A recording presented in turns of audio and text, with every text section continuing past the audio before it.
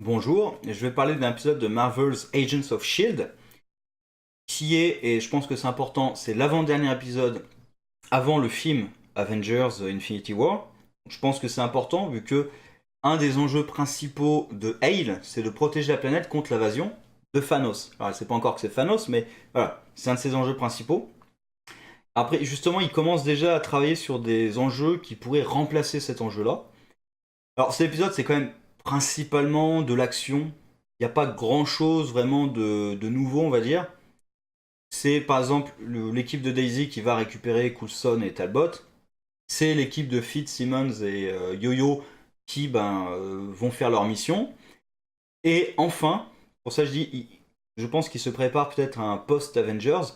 C'est Ruby qui finit par trahir sa mère. Alors avec une scène, franchement j'ai eu peur qu'il nous fasse la scène ultra cliché. Quand il y a un personnage qui manigance quelque chose, quoi que ce soit, il y a toujours la scène où il va prendre l'autre dans ses bras. Et en général, il y a l'autre qui soit écarquille les yeux, soit se recule un petit peu doucement et tombe. Et là, on voit que l'autre avait un couteau, évidemment. Ça, c'est une scène un peu classique. Alors, c'est un peu ça, sauf que comme c'est sa mère, quand même, Ruby n'est pas une sociopathe. Et malgré tout, même si elle trahit sa mère, elle va pas jusqu'à la tuer. Et du coup, c'est un peu le même principe, sauf que là, juste, elle l'enferme, elle lui fait une prise, et du coup, elle l'enferme dans sa chambre à sa place. Donc Ruby quand même garde de l'humanité, c'est pas une sociopathe. D'ailleurs, une des raisons pour laquelle sa mère hésitait à la mettre dans le programme apparemment, c'est sa personnalité. Parce que par exemple, notamment, elle avait pas tué le chien, contrairement à sa mère d'ailleurs. Alors après, il y a un truc que je comprends pas très bien, parce que j'avais cru, à la fin de l'épisode précédent, comme elle balance sa lame sur Krill, pardon, sa mère, de mémoire, sa mère lui fait un sourire, et ensuite elle l'envoie chercher Daisy. Euh, non, pas Daisy, pardon, Talbot et Coulson, parce que, oui, Daisy arrive après, donc elle l'envoie chercher Talbot et Coulson. Donc moi j'avais cru justement que sa mère la reconnaissait un petit peu. Et là non, là tout de suite ça change complètement, elle dit non, t'as désobéi aux ordres, machin et tout, t'as pas réussi à les capturer. Alors oui, elle a pas réussi à les capturer, donc il y a aussi ça. Mais j'avais cru comprendre quand même que ça avait changé. Mais bon, pas grave. Donc Ruby s'associe avec Stroker, ce qu'elle avait déjà fait depuis le début, et va dans le centre où il y a le caisson qui va donner des super pouvoirs. Alors, pourquoi est-ce que le caisson, ils l'ont pas ramené ici? C'est une question, parce qu'ils sont dans une base super sécurisée avec tous leurs hommes ici, pourquoi est-ce qu'ils l'ont pas mis là, leur caisson? Bon, et du coup, c'est le caisson que Simmons, Fitz et Yo-Yo sont allés chercher, sans savoir ce que c'était évidemment, mais... Alors là aussi, ces personnages, je trouve qu'ils agissent un peu bizarrement parce que j'ai toujours la même question, c'est est-ce qu'ils se croient vraiment invincibles? Parce qu'il y a beaucoup de points sur lesquels je me dis, s'ils se croyaient invincibles, ils prendraient beaucoup plus de risques en fait. C'est ça le truc, c'est Yo-Yo, pour moi, il y avait deux possibilités sur Yo-Yo, soit elle devient complètement léthargique parce que le futur est impossible à changer, machin et tout, soit elle devient complètement risque la mort, tente la mort, casse-cou, peu importe, parce qu'elle se croit invincible. Alors Yo-Yo un petit peu, parce qu'à la fin, par exemple, elle saute par la fenêtre avec le cyborg là. Donc il y a un peu ça. Mais je trouve que s'ils y croyaient vraiment, ils prendraient beaucoup plus de risques. Surtout, par exemple, Simmons. Parce que Fitz, je suis pas sûr qu'il y croit. Ça nous a pas été montré clairement. Simmons, par contre, je pense qu'elle prendrait plus de risques que ça quand même. Alors déjà, s'ils se croient invincibles, hein, ils ont qu'à sauter de l'avion sans parachute, hein. Non, parce qu'ils nous ont... Simmons, elle nous a fait le coup là, avec ces trucs d'acide là. Si tu te crois vraiment invincible, tu sautes de l'avion sans parachute et on voit ce que ça donne.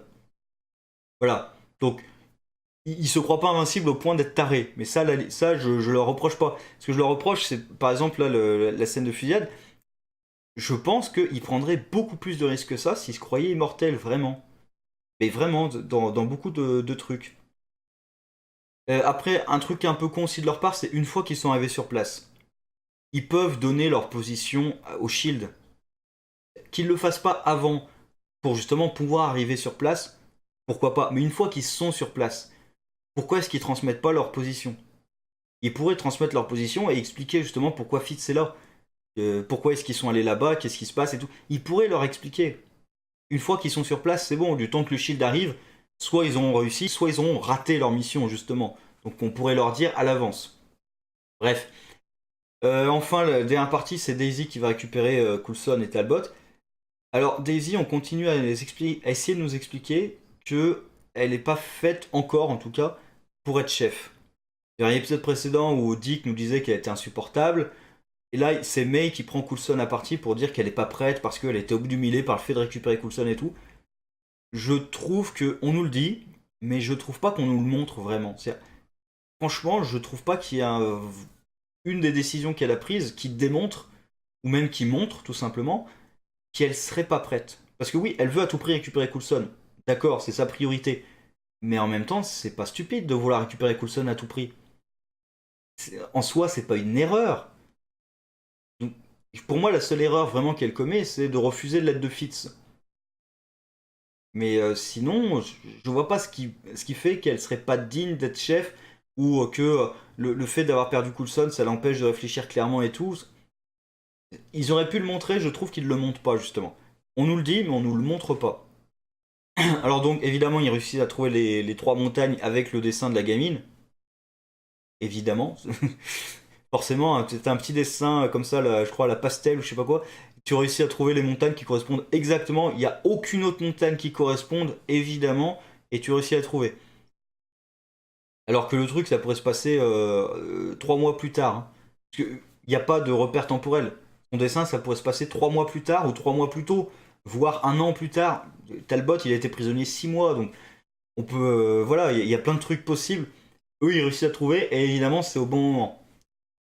Ça passe, hein, ça passe, mais c'est gros quand même. Donc, ils réussissent à trouver. Il y a une petite confrontation Daisy-Ruby. Je veux dire, Daisy, elle utilise ses pouvoirs, c'est réglé le truc, hein. D'ailleurs, oui, elle utilise ses pouvoirs, c'est réglé. Donc, Ruby, elle peut pas affronter Daisy là à ce moment. Bref, donc ça pousse Ruby, c'est ça qui va pousser Ruby encore plus à vouloir trahir sa mère, à vouloir trouver ses pouvoirs. Donc c'est ce que je dis. La menace de Thanos, elle va être dissipée après le prochain épisode. Il n'y aura plus la menace de Thanos. Alors il y a toujours la menace d'un extraterrestre quelconque, d'accord. Mais il n'y aura plus la menace de Thanos qui pousse Hale à tout prix à vouloir activer la machine. Par contre, comme Ruby l'a trahi et qu'elle veut se prouver aux yeux de sa mère, on peut relancer l'intrigue justement au-delà de la menace de Thanos avec Ruby qui veut à tout prix utiliser la machine pour elle. En plus, elle a capturé donc Simmons et Fitz. Et justement, Simmons et Fitz et même Yo-Yo, moi j'aurais pensé qu'ils étaient plus justement. En se croyant invincibles, j'aurais pensé qu'ils prendraient plus de risques et que en faisant ça, il leur arriverait des choses qui permettraient justement qu'ils comprennent qu'ils ne sont pas invincibles. Parce que le jour où il leur arrive quelque chose de grave, justement, c'est là qu'ils vont comprendre qu'ils sont pas invincibles et du coup qu'on peut changer le futur. C'est quand même un fait important vu que ils sont quasiment convaincus qu'on peut changer le futur. Donc, d'ailleurs, s'ils sont convaincus de ça, pourquoi ils essaient de le changer? Ça, c'est une discussion que j'ai déjà eue. Sinon, oui, deux trucs importants qui arrivent en plus. Dick qui est blessé et bon, apparemment qui a un crush sur Daisy, mais ça, on pouvait s'en douter. Donc, qui se blesse en essayant de la protéger. Et surtout, plus important, Talbot. Alors, Talbot, c'est vrai que, ayant été torturé pendant 6 mois, ça aurait été peut-être bien de lui donner un accompagnement psychologique quand même. Bon, après, on comprend que le Shield, ils sont un peu cachés et tout, donc ils ont peut-être pas un psy sous la main pour s'en occuper. Et là, en fait, c'est le seul moment où Daisy démontre qu'elle serait peut-être pas une très bonne chef, puisqu'il est assez évident que les militaires vont surveiller la famille de Talbot. Alors après, oui, elle lui donne un truc en disant qu'ils vont pas réussir à tracer le truc, à tracer l'appel, mais déjà de base, tu peux dire c'est pas une bonne idée d'appeler sa famille. En plus, en effet, il a été torturé pendant 6 mois. Tu sais déjà qu'il a des problèmes avec sa famille avant à cause de son état de santé. Tu dis voilà, on va peut-être attendre un petit peu avant qu'il appelle qui que ce soit. Alors après, elle pouvait pas prévoir une seconde évidemment que il l'avait manipulé mentalement et qu'avec une phrase, ça devenait un agent dormant qui allait les trahir à un moment ou à un autre. Alors peut-être dans l'épisode suivant directement, je sais pas. Mais bon, voilà, c'est peut-être le seul moment où justement elle laisse ses émotions prendre le dessus sur sa décision, et finalement elle craque et elle le laisse appeler sa famille. Mais en même temps, c'est pas vraiment un truc qu'on peut lui reprocher en tant que chef. C'est la seule décision vraiment à part celle de Fitz, pour moi, c'est vraiment la décision où elle se trompe, c'est l'aide de Fitz. Là, elle se trompe aussi, mais en même temps, là, pour le coup, c'est pas vraiment de sa faute. Bref, j'attends de voir ce qui va se passer, moi, surtout avec le film. Voir comment la série va gérer le film, puisque ben, la menace du film est directement la menace que craint Hale. Donc, j'attends de voir comment ils vont gérer ça. Je pense qu'ils vont parler quand même un petit peu dans l'épisode avant Avengers, faire un clin d'œil ou un truc comme ça, ou une scène finale qui parle un peu, qui tease un peu le film, je pense. Et il y aura des retombées sans doute dans l'épisode d'après. J'imagine parce que justement, l'invasion de Thanos, c'est ce qui motive Hale. Donc il faut quand même qu'ils en parlent un moment ou un autre. Et évidemment, j'attends surtout le film en lui-même. Mais ça, c'est une autre histoire. Sur ce, au revoir.